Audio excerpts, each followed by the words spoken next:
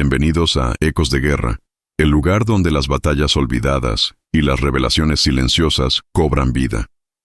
A menudo, la historia militar se centra en el estruendo de los cañones, la carga de la infantería o el duelo de los tanques. Pero la guerra también se decide en lugares inesperados. En el taller de un mecánico, bajo la luz tenue de una lámpara de aceite, con las manos cubiertas de grasa. Es allí donde a veces se revela la verdadera naturaleza del enemigo y la cruda realidad de la contienda. La historia que están a punto de escuchar es un testimonio íntimo de uno de esos momentos. Es la confesión de un hombre que creía firmemente en la superioridad de su propia tecnología, un hombre criado en la tradición de la ingeniería precisa y la maquinaria compleja. Hasta que un día, el destino puso en sus manos una pieza del enemigo. Al abrirla, al mirar sus entrañas, no vio solo metal y cables, vio una filosofía diferente, una verdad incómoda que silenció no solo sus dudas, sino a todos a su alrededor. Es la historia de cómo el examen de un simple motor capturado se convirtió en una profecía de derrota. En Ecos de Guerra creemos que la logística, la ingeniería y la mentalidad detrás de las máquinas son tan cruciales como las batallas mismas. Si te apasionan estas exploraciones profundas, estas historias de epifanías técnicas en medio del caos, te pedimos que te suscribas ahora mismo y actives la campana. Tu apoyo es fundamental para seguir desenterrando estas perspectivas únicas. Si este video te impacta, déjanos un me gusta. Nos ayuda a entender qué historias resuenan contigo. Y, por favor, queremos construir nuestra comunidad global. Dinos en los comentarios desde qué país y qué ciudad nos estás viendo. Mi nombre es Feldwebel, sargento, Werner Voss. En el otoño de 1944, yo era el jefe de mecánicos de un taller de reparación de tanques, adjunto a la 116ª División Panzer, la División Windhund. Estábamos en el infierno que era el bosque de Hürtgen, en la frontera entre Alemania y Bélgica. No era una batalla, era una carnicería en cámara lenta, un laberinto de árboles impenetrables, colinas empinadas, barro helado y lluvia constante.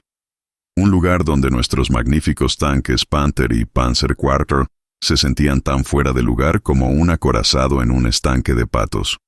Yo era un hombre de motores. Crecí en Múnich, mi padre trabajaba para BMW. El olor a aceite de ricino y gasolina de alto octanaje era mi perfume de infancia. Para mí, un motor Maybach HL2230 de un Panther era la cumbre de la civilización. 12 cilindros, 700 caballos de fuerza, una sinfonía de aleaciones ligeras y precisión relojera. Era complejo, sí, era temperamental como una prima donna, por supuesto, pero cuando funcionaba, era música. Nuestro taller era un caos organizado en los restos bombardeados de un aserradero.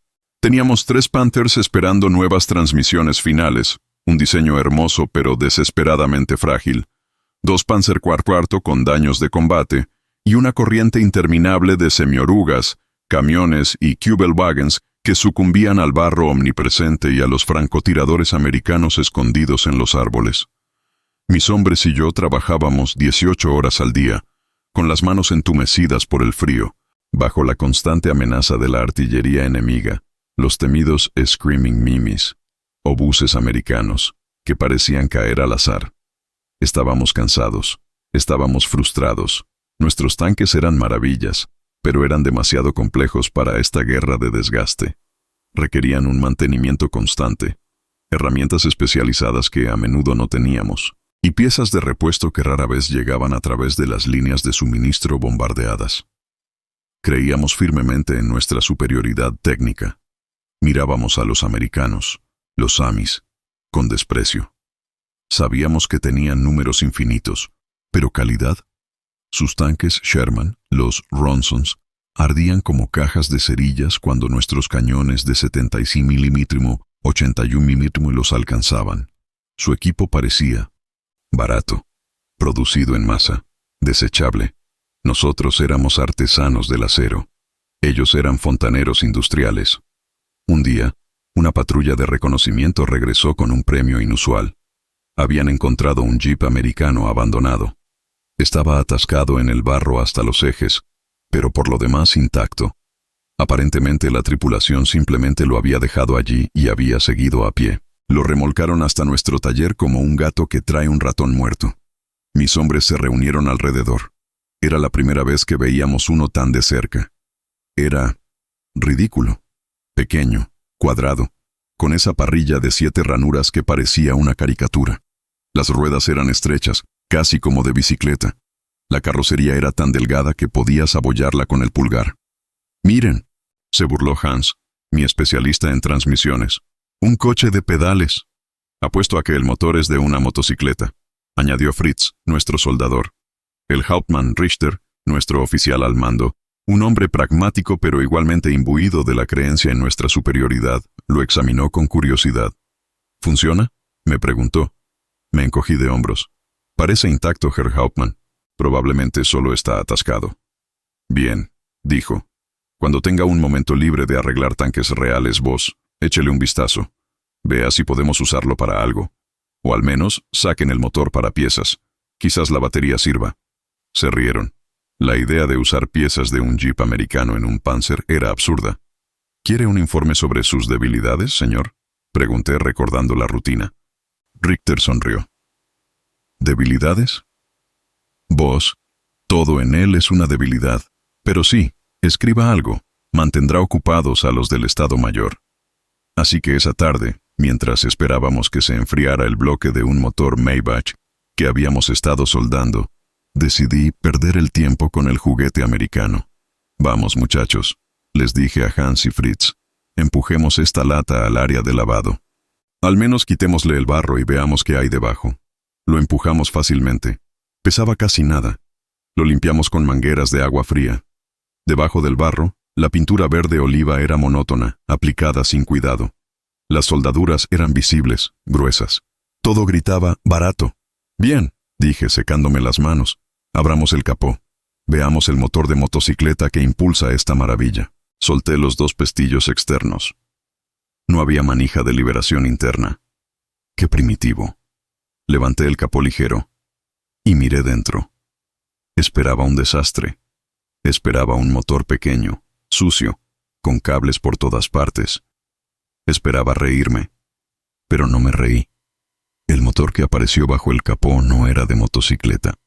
Era un bloque sólido de hierro fundido, un 4 cilindros en línea, pintado con la misma pintura verde oliva monótona que el resto del vehículo. Pero lo primero que me golpeó no fue el motor en sí, sino el espacio a su alrededor. Había sitio. Podías meter las manos por todas partes. El carburador estaba allí, justo arriba, simple, accesible. El distribuidor, la bomba de agua, el generador. Todo estaba atornillado al exterior del bloque, como si fueran accesorios añadidos a posteriori. No había cubiertas de vanidad, ni complicados sistemas de refrigeración secundarios, ni el laberinto de tuberías y cables que hacían que trabajar en un Maybach fuera una pesadilla claustrofóbica. Era espartano. Era brutalmente funcional. Mis hombres, Hans y Fritz, se asomaron por encima de mis hombros. La burla inicial en sus rostros se desvaneció, reemplazada por una especie de desconcierto silencioso. «Bueno», dijo Hans finalmente, rompiendo el silencio. «¿Dónde está el resto?». Fritz se rió nerviosamente. «Parece que se olvidaron de poner la mitad de las piezas. Es un Willys Go Devil», leí en la placa del bloque. El mismo nombre absurdo que había visto antes en otro jeep capturado en África. Go Devil. Vaya nombre para un motor que parecía más un burro de carga que un demonio. «Bien, veamos esta maravilla de la simplicidad», dije, recuperando mi tono de Feldwebel. «Vamos a quitarle la tapa de balancines. Quiero ver cómo estos genios americanos lubrican sus válvulas. Probablemente con grasa de cerdo».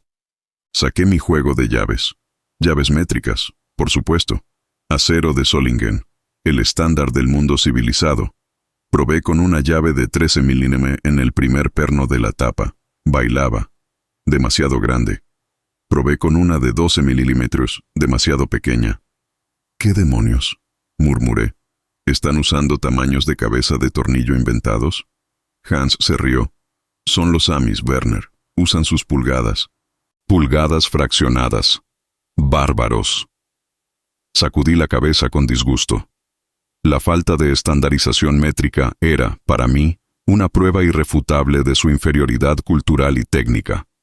Saqué una llave inglesa ajustable de mi caja de herramientas, una herramienta que consideraba indigna de un verdadero mecánico. La ajusté al primer perno. Giró fácilmente.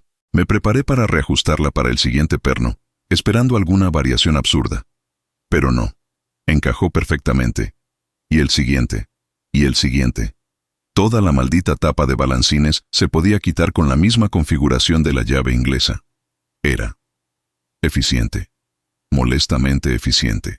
Quité la tapa. Debajo, el mecanismo de balancines estaba bañado en aceite limpio. Demasiado limpio para un vehículo de combate. Pero entonces, mi ojo, entrenado para ver los detalles, notó algo más. Algo pequeño. Algo casi invisible.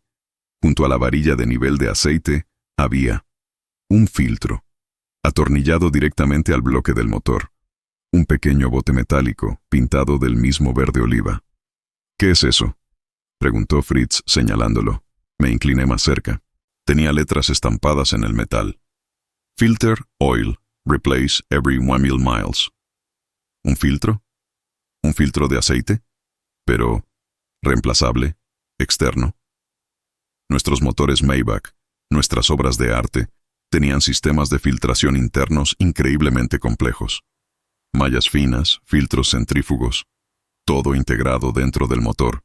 Eran eficientes, sí, pero si se obstruían, y en el barro de Hürtgen siempre se obstruían, tenías que desmontar medio motor para limpiarlos. Era un trabajo de 2 días. Este bote estaba afuera. Tenía una tuerca hexagonal en la base. Parecía que podías simplemente desenroscarlo, como cambiar una bombilla. Es un filtro de aceite, dije lentamente, mi propia voz sonando extraña. Pero está afuera, y dice, reemplazar. Hans se encogió de hombros. Primitivo. Poner el filtro afuera. Se puede dañar fácilmente. Sí, dije, pero mi mente ya estaba corriendo. Dañarse, o reemplazarse. ¿Qué era más rápido? Pasar 2 días desmontando un motor en medio de un bombardeo para limpiar un filtro interno obstruido por el barro. O pasar 5 minutos desenroscando este bote y poniendo uno nuevo. Y si el bote se dañaba por una esquirla, simplemente ponías otro. No necesitabas desmontar el motor. Agarré mi llave inglesa ajustable. La coloqué en la tuerca de la base del filtro. Encajaba. Giré. Y el bote entero empezó a desenroscarse, suavemente. Un poco de aceite limpio goteó sobre mi mano. Lo sostuve en mi palma. Un filtro de aceite desechable, sellado, contenido, simple, barato, reemplazable. En 5 minutos, sin herramientas especiales, por cualquier soldado que pudiera girar una llave inglesa. Miré hacia mis Panthers estacionados afuera. Esas magníficas bestias de 45 toneladas, inmovilizadas, esperando que yo, el Meister, realizara una cirugía a corazón abierto en sus entrañas para limpiar sus filtros de precisión, obstruidos por el mismo barro que este jeep había atravesado. Y sentí un escalofrío que no tenía nada que ver con el frío del bosque de Hürtgen. Era el escalofrío de la duda. Era la primera grieta en la armadura de mi arrogancia. Miré el pequeño bote metálico en mi mano. Miré la simplicidad brutalmente eficiente de su montaje. Y entonces, lo susurré. Las palabras salieron antes de que pudiera detenerlas. Un pensamiento hablado en voz alta. Esto, dije, mi voz apenas audible por encima del goteo del aceite. Esto no lo tenemos nosotros. Y en ese instante, Hans y Fritz dejaron de reírse. El martilleo distante de una MG-42 cesó por un momento. El viento pareció detenerse. Y el taller quedó en silencio. El silencio que siguió a mi susurro fue profundo. No fue un silencio de incomprensión. Fue un silencio de reconocimiento colectivo. Hans y Fritz, mis mecánicos, hombres que, como yo, habían sido criados en el evangelio de la ingeniería alemana, miraron el pequeño filtro de aceite desechable en mi mano, como si fuera un artefacto alienígena. Pero, ¿por qué?, tartamudeó finalmente Fritz, el soldador. ¿Por qué pondrían algo tan vital afuera? Es vulnerable. Exacto, dije, la comprensión golpeándome con la fuerza de un proyectil. Y la palabra clave era exacto, vulnerable, y por lo tanto, reemplazable. Nuestra filosofía era proteger, integrar, hacer cada componente una parte inseparable de una máquina perfecta y compleja. Si una parte fallaba, la máquina entera sufría. La filosofía americana parecía ser aceptar la vulnerabilidad, aceptar que las cosas se romperían en la guerra, y diseñar para que esa ruptura fuera fácil de arreglar.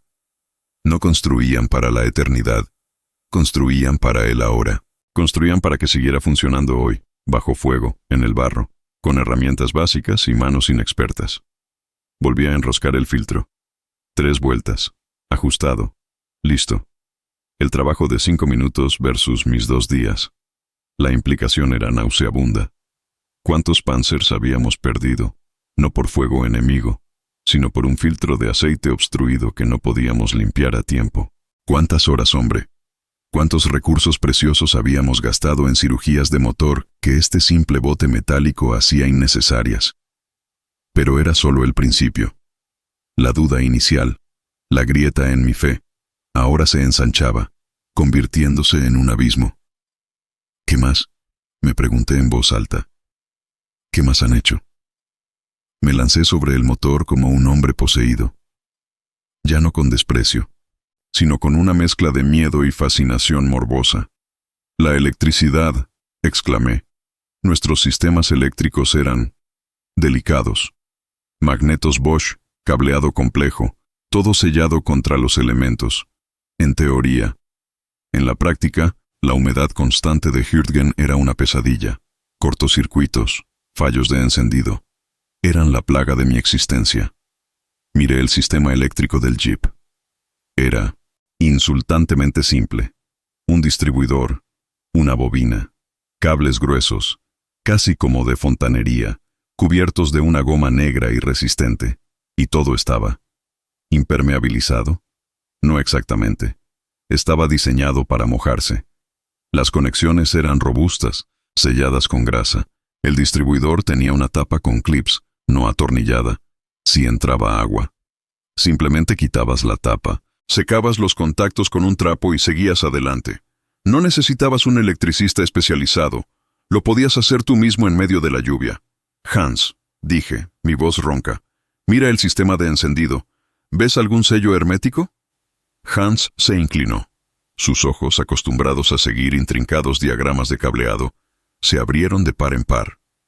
«No», susurró. «Está abierto. Pero las conexiones están cubiertas de grasa. ¿Y los cables? ¿Son tan gruesos?» «Grasa», repetí.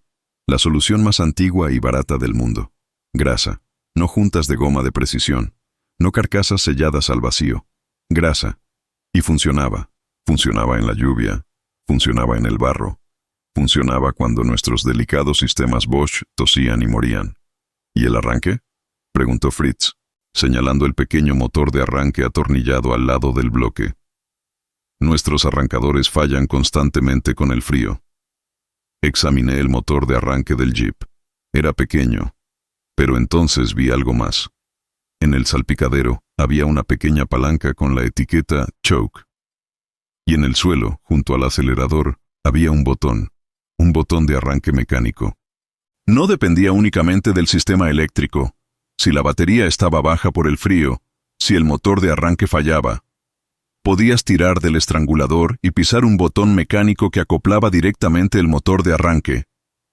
Era una redundancia simple, barata, casi de juguete.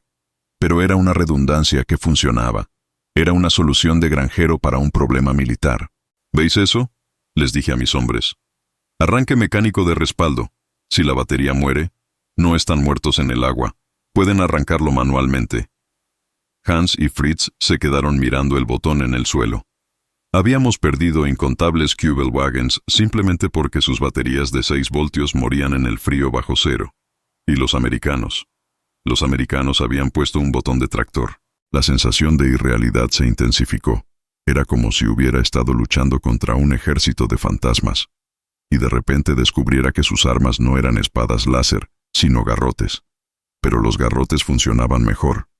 Cada pieza que examinaba contaba la misma historia. Simplicidad, robustez, reparabilidad, Estandarización. La bomba de combustible era mecánica, no eléctrica, menos propensa a fallar. El radiador era enorme para el tamaño del motor, con un tapón simple, diseñado para ser rellenado con agua de río si era necesario. El sistema de escape era un simple tubo, sujeto con abrazaderas, no soldado. Si se rompía, podías arreglarlo con alambre. Todo el vehículo estaba diseñado para ser abusado, descuidado y reparado por idiotas con herramientas básicas. Era la antítesis de todo lo que me habían enseñado. Era la antítesis de la ingeniería alemana. Era eficiente. Terriblemente, brutalmente, eficientemente simple. Me apoyé contra el guardabarros del jeep, sintiéndome débil. La verdad era abrumadora. No estábamos perdiendo porque nuestros soldados fueran peores. No estábamos perdiendo por falta de valor.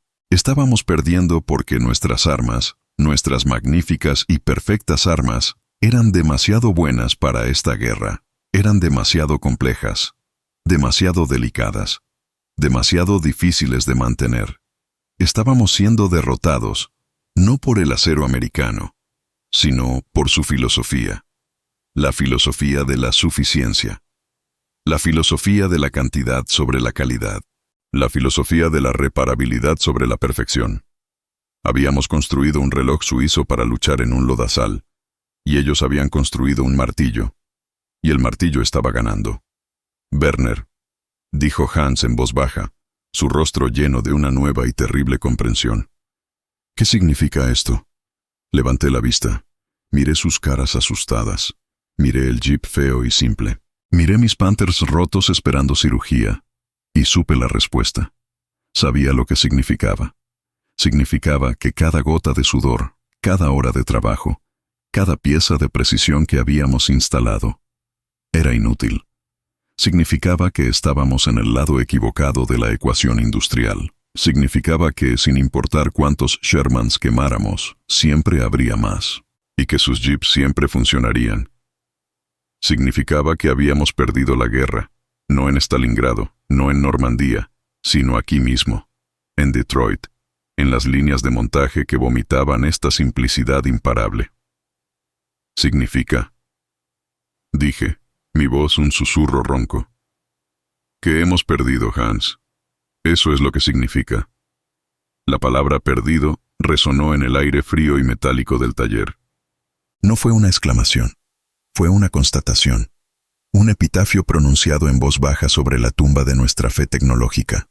Hans retrocedió un paso, sus ojos muy abiertos, como si yo hubiera pronunciado una blasfemia impensable. Fritz, el soldador, simplemente dejó caer la llave inglesa que sostenía. Golpeó el suelo de hormigón con un clang metálico que pareció subrayar mi sentencia. Ninguno de los dos discutió. Ninguno de los dos intentó defender el honor de Maybach o Krupp. Porque ellos también lo habían visto. Habían visto el filtro de aceite desechable. Habían visto los cables gruesos cubiertos de grasa. Habían visto el botón de arranque mecánico. Habían visto la lógica brutal y aplastante de la simplicidad. Y en sus corazones de mecánicos, sabían que yo tenía razón. La verdad era ineludible. Estábamos construyendo relojes de cuco para luchar contra martillos pilones. ¿Qué hacemos, Werner? Susurró Hans, su voz apenas audible. ¿Qué le decimos al Hauptmann? Esa era la pregunta. ¿Cómo se informa de un apocalipsis filosófico a través de la cadena de mando? ¿Cómo se escribe un informe técnico que diga, Señor, nuestra ingeniería superior es precisamente la razón por la que estamos perdiendo? La idea era absurda. Sería recibido con la misma burla con la que habíamos recibido inicialmente al Jeep, o peor, sería interpretado como derrotismo, como traición. Miré los Panthers estacionados afuera, sus elegantes siluetas ahora pareciéndome frágiles, casi patéticas.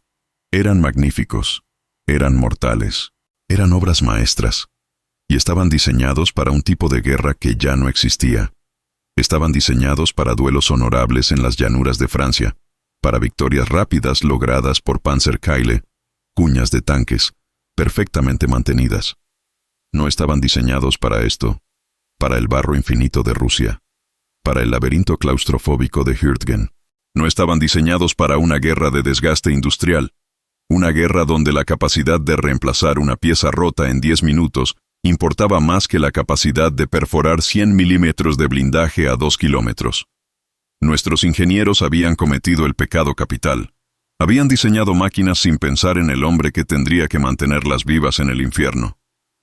Habían olvidado al Feldwebel Voss, congelándose en un aserradero bombardeado, sin las herramientas adecuadas, sin las piezas adecuadas, tratando de resucitar una transmisión que requería la limpieza de una sala de cirugía. Los americanos no habían olvidado a ese hombre. Habían diseñado para él.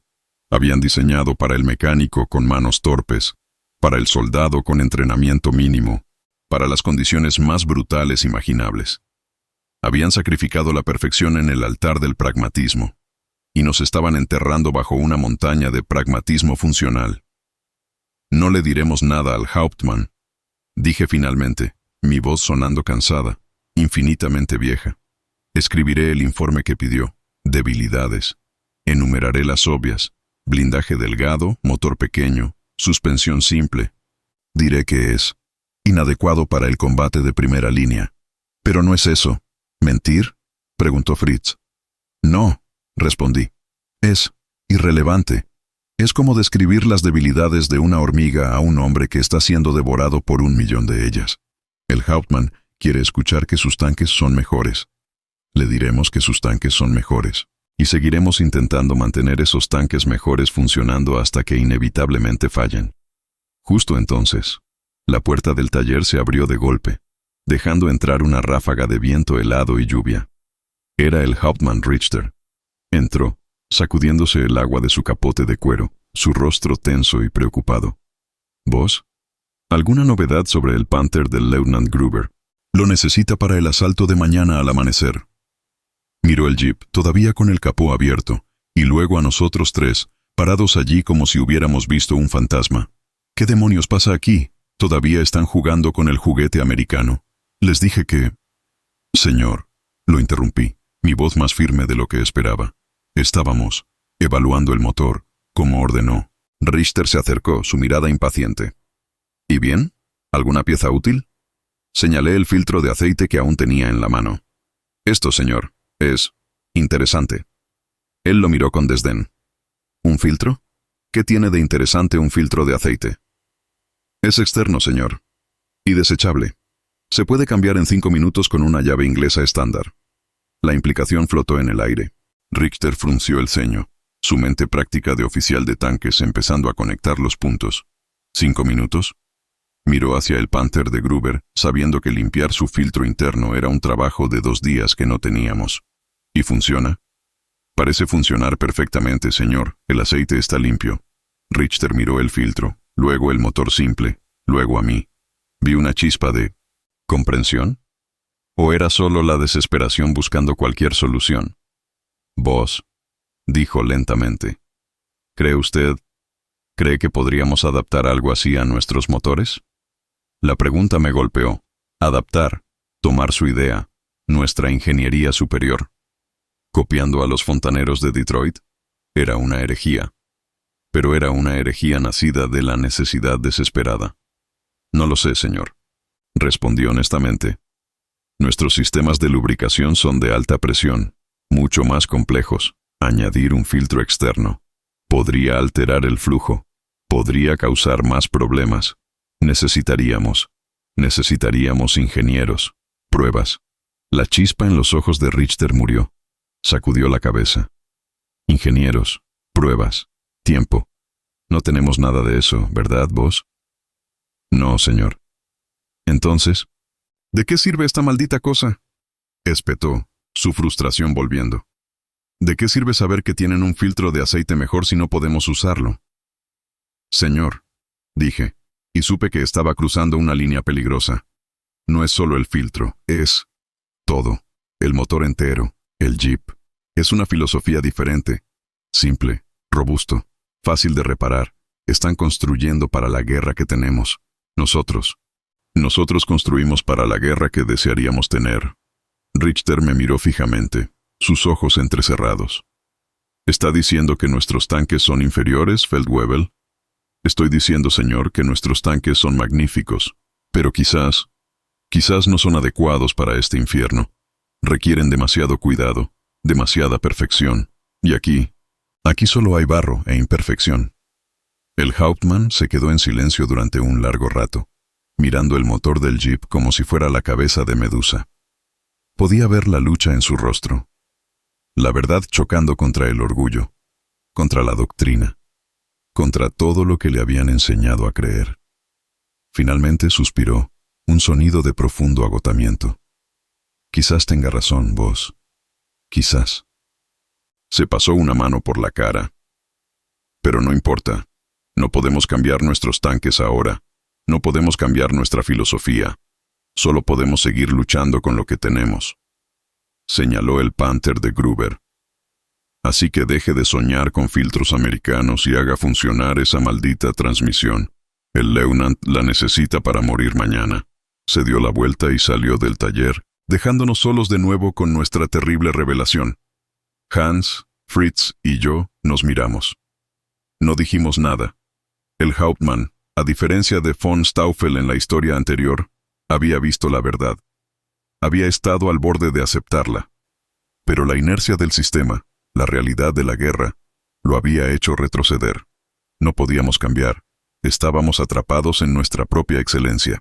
Cogí mis herramientas, las herramientas de precisión alemanas, y volví a trabajar en el corazón complejo y frágil del Panther, tratando de darle unas horas más de vida antes de que el barro o una mina o un proyectil americano lo devolvieran a mi taller o lo enviaran al cementerio.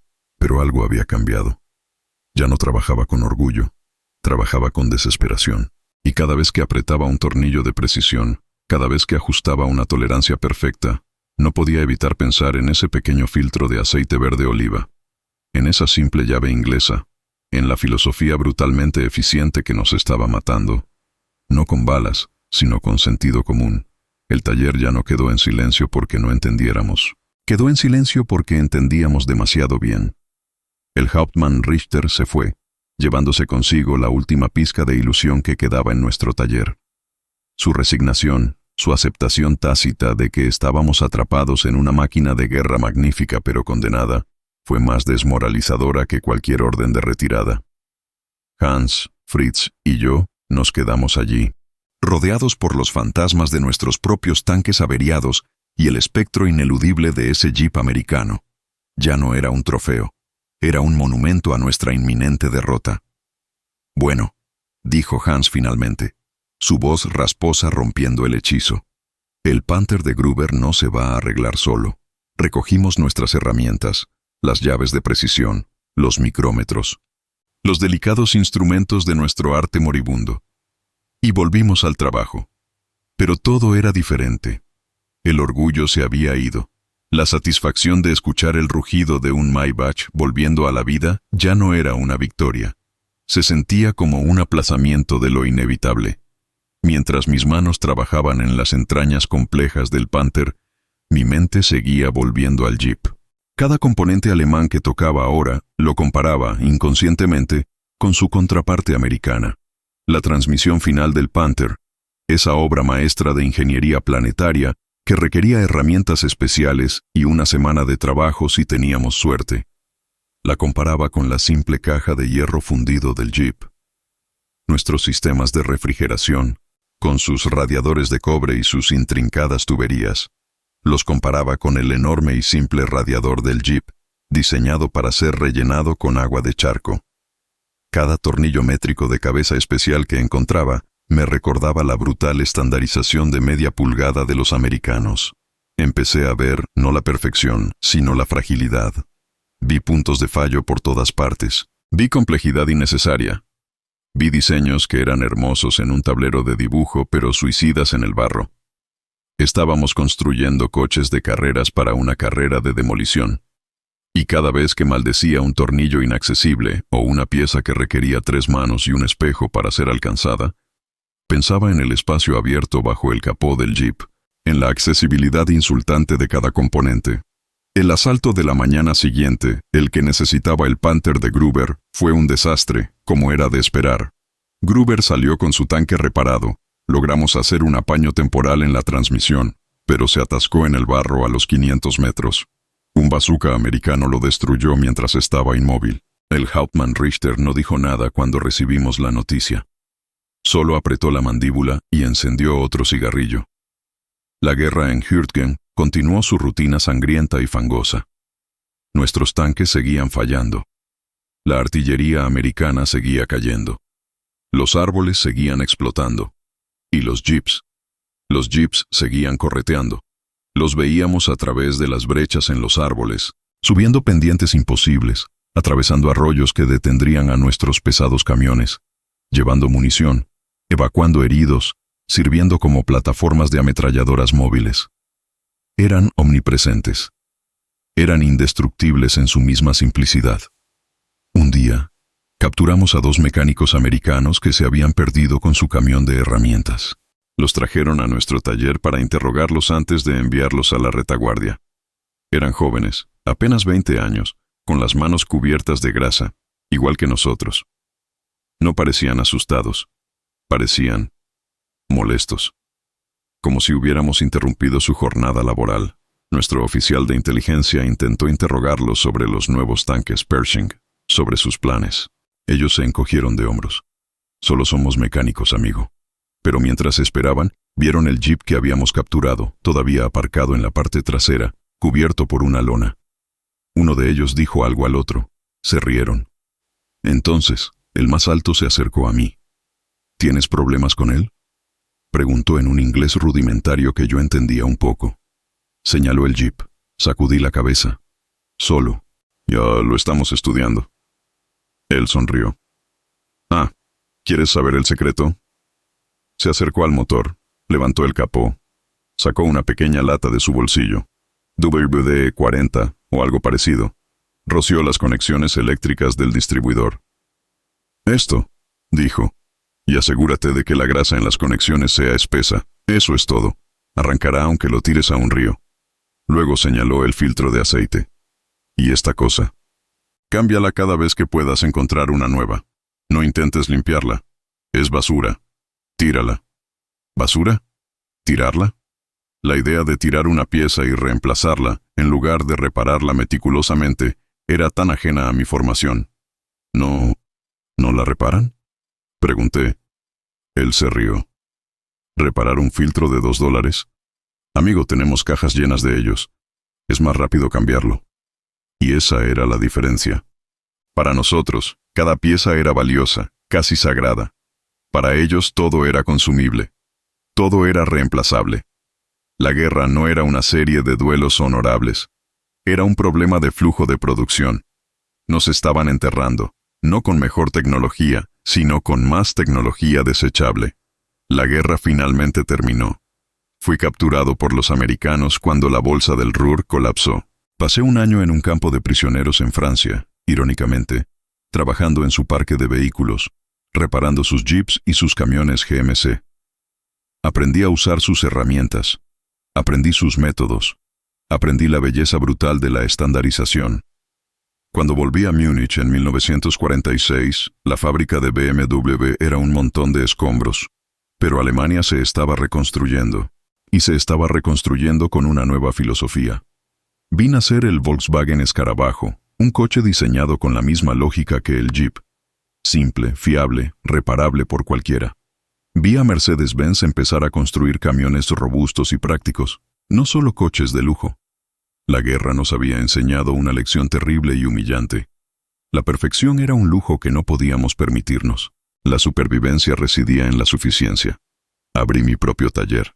Reparaba Volkswagens, Opels. Coches construidos para la gente, no para los dioses.